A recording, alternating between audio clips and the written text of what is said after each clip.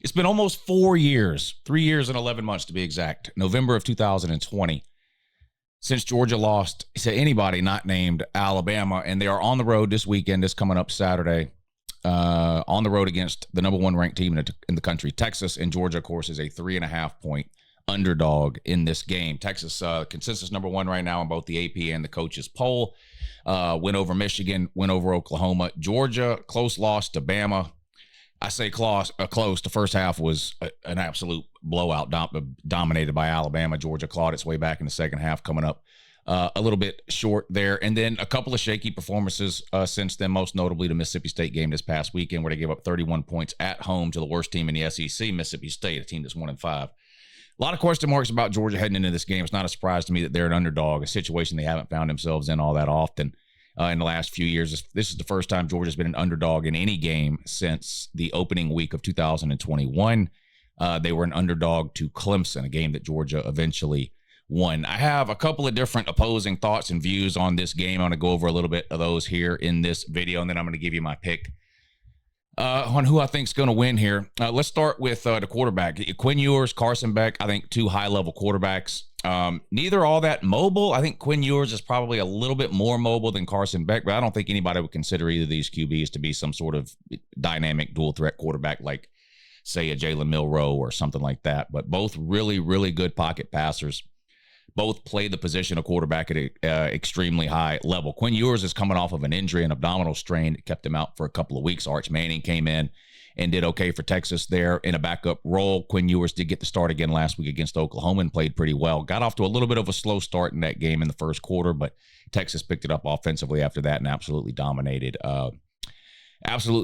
Oklahoma. Carson Beck, I think, has played well this year with the exception of some turnovers. Of course, he had 4 turnovers against Alabama, and really he had 5 if you include the safety, which isn't technically counted as a turnover, even though it is. You have the ball.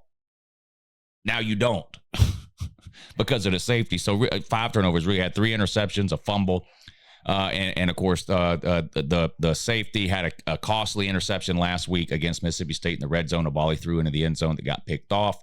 14-point swing in that game. Georgia up 17. Touchdown there makes it a 24-point game midway through the third quarter and would have really been over at that point. Instead, Carson throws the interception in the end zone. Mississippi State goes down the field and scores. And instead of a 24-point Georgia lead, you're looking at a 10-point Georgia lead and yada, yada, yada. But I think both these quarterbacks have played pretty well for the most part over the course of this season. Offensively, Texas had a lot of questions entering the season about their running backs. They lost a couple of running backs to injury. Their wide receivers, they lost a lot to the NFL last year, and they brought in some portal players this year. But I think Texas offensively has looked pretty good this year, no matter who the quarterback has been. Georgia offensively has struggled to run the ball at times. They lost another running back last week, Branson Robinson, to an injury. So it looks like Nate Frazier, the true freshman running back, will be elevated to RB2 behind ETN. And I would imagine those will be primarily the 2 running backs we'll see Saturday. You may get a little bit of Cash Jones here or there, maybe a little bit of Dylan Bell, who has played some running back in the past at UJ. Of course, he's a wide receiver at Georgia who can play running back as well. But I think it's going to mostly be ETN and Nate Frazier. Now, I'm excited to see more of Nate Frazier. He is a true freshman, so I understand his limitations maybe when it comes to some of the pass protection stuff, but there's no denying his ability when he gets the hands of the ball. He appears to be maybe the best pure ball carrier on Georgia's roster. Maybe Travis Etienne plays the position of running back better in terms of all-around ability, but Frazier is very dynamic, and I'm excited to see more of him this Saturday on the road in Austin. Defensively, Georgia has been a letdown this season defensively. There's just no other way to describe it. Now, the bar had been set so high at UGA under Kirby Smart in Athens in terms of defensive play that I guess you reach a point where it becomes impossible to sustain that at a year-over-year level, and we're starting to see some of the effects of that this year. Of course, the first half against Alabama was one of the worst defensive performances I've seen from Georgia in a long, long time. Last week against Mississippi State, they gave up over 300 yards passing. Sometimes it's the run game that seems to let Georgia down, particularly some of the perimeter edge run type of stuff. Alabama caught Georgia on those sorts of things multiple times. Other games, it's the secondary, specifically the corners, that appear to be letting Georgia down. Last week against Mississippi State, it just seemed like the corners got burnt over and over and over again, and that's concerning heading into This Texas game where the Longhorns really have the ability to stretch the field with Quinn Ewers and those wide receivers. For Texas defensively, they've played really well. Now, this will be the best offense Georgia or Texas has played. There's no question about it. I don't want to get into the who have they played thing. We're 6 games into the season. The reality is everybody's played some good teams and some bad teams. You know, you can debate over who's played a better schedule than the other and all of that. But Texas has not exactly played a laundry list of juggernaut offenses. I mean, they played Oklahoma last week, a team that's just non-existent offensively this season on a backup quarterback there after Jackson Arnold just turned out to be not the answer there. They played Michigan earlier in the year when Michigan was still trying to figure out their quarterback situation. Had absolutely no pass game at all. So it's not that I think Texas defense is bad. In fact, it's exact opposite. I think they've got one of the most talented defenses in the country. And if you look at just the rankings, they're ranked very high amongst a lot of the defensive rankings nationally for this season, and deservedly so. A ton of talent over there. They're well coached. They're deep. They recruit well.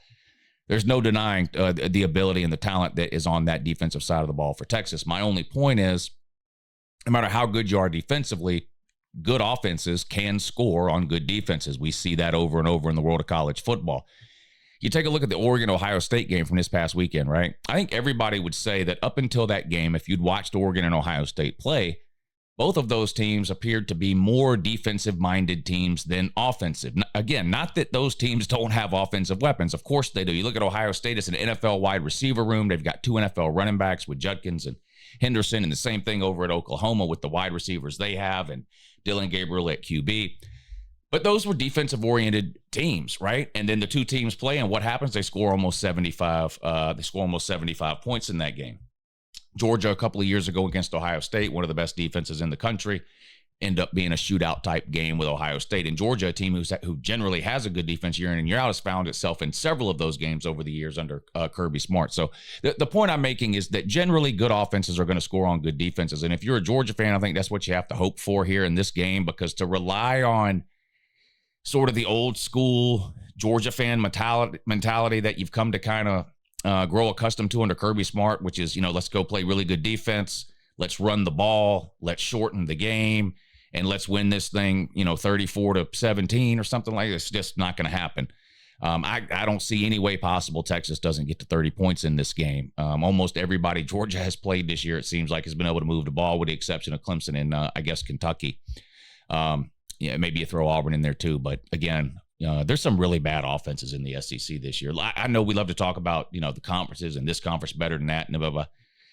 I think we need to kind of, as SEC fans, come to the realization this ain't a great year for offenses overall in the SEC. You look at Oklahoma, it's really bad. Auburn, it's really bad.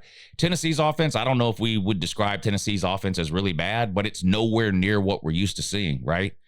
Even Alabama with Jalen Milroe and company looked really good in the first half against Georgia, and they looked good against Wisconsin.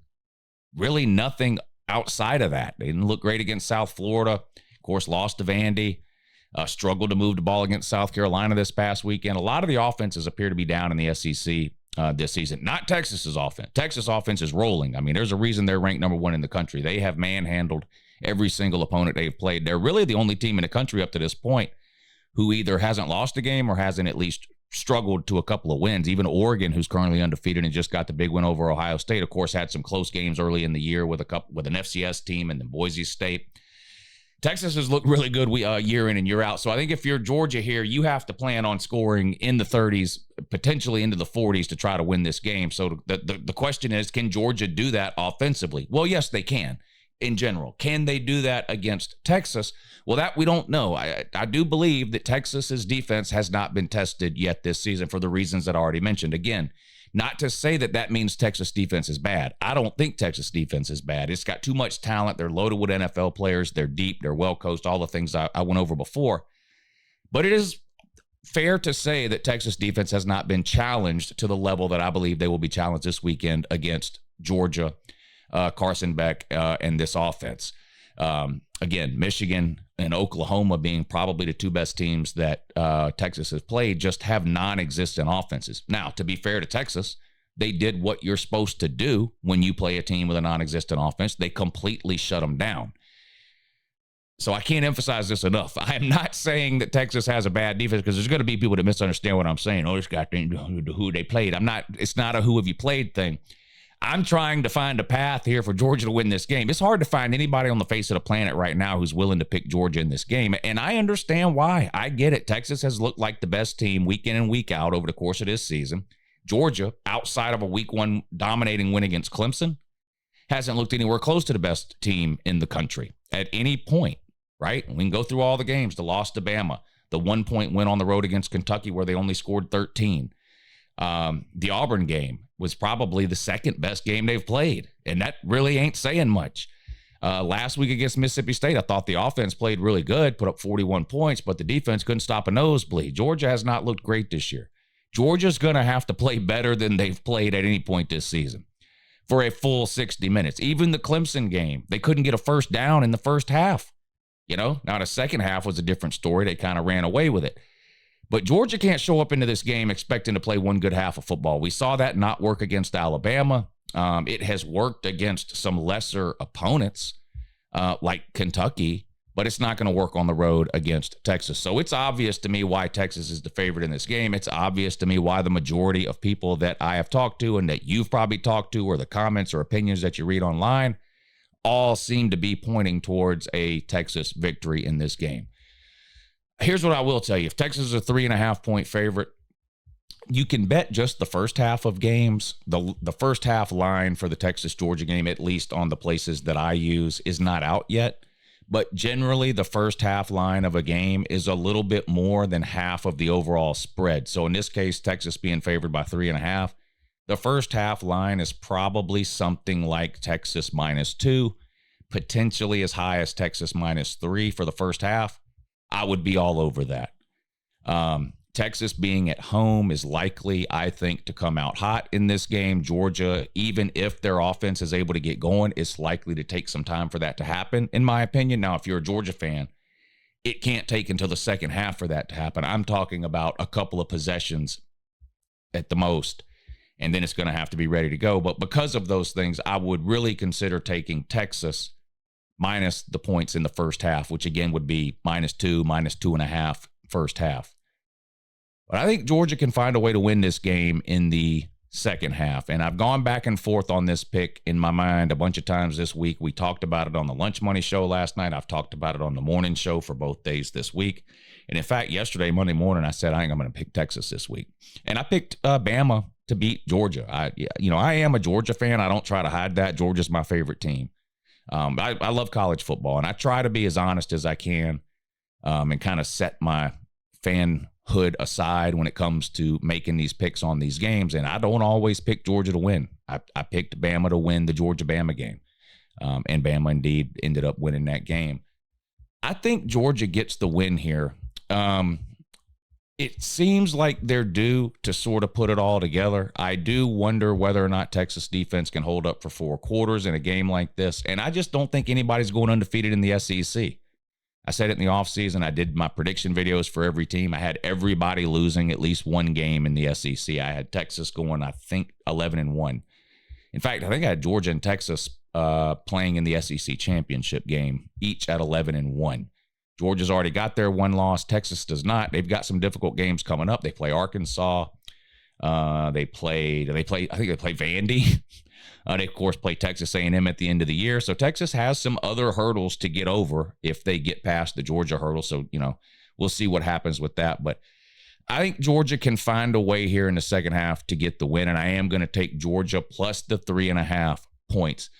I just think that's too many points. Now, I've seen a lot of people saying Texas is going to win by 14, 20, 21. There is a path where that could happen. If Georgia turns the ball over, if they're not able to run the ball at all, if they have to become one-dimensional, and if defensively they're not able to stop Texas at all, and Texas just has a bunch of quick scoring drives, that kind of thing, explosive plays, I do see a path where Texas wins this game by 2 or 3 touchdowns. I don't see a situation where Georgia wins by 2 or 3 touchdowns. I think if Georgia wins, it's going to be extremely close.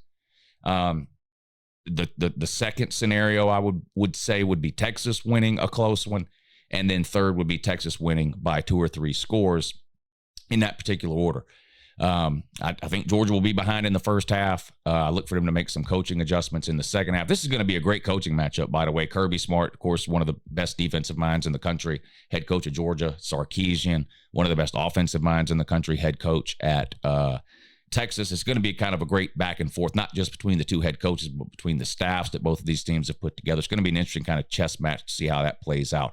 Georgia's going to have to find a way to pressure Quinn Ewers in this game, which is not something they have always had a lot of success at doing lately, getting the quarterback on the ground. Now, the one thing I think that does work in Georgia's favor here is that Ewers, like I mentioned before, is not – he is athletic. He is mobile. I wouldn't classify Quinn Ewers as a sort of a statue quarterback. I wouldn't say that about Quinn Ewers at all. But he's not Jalen Milroe, and those types of quarterbacks have really hurt Georgia a lot. Georgia's had or been more successful against a sort of the more traditional pocket passing style quarterbacks. And if I had to classify Ewers as one or the other, pocket passer, dual threat, I would classify him more as a pocket passer. Again, I understand he can run and get loose and pick up first downs with his legs and extend plays and scramble. I've seen him do all that a bunch of times. He's one of the best quarterbacks in the country for a reason, Quinn Ewers. He's an unbelievable quarterback. And so is Carson Beck. Quinn Ewers probably a little bit more mobile than Carson Beck, but neither is some sort of Jaden Daniels from last year, or whatever kind of runaround quarterback you want to point to. And Georgia's going to have to find a way to get to Quinn Ewers, and we'll see if they can do it. But I think Georgia can pull this out here in the second half.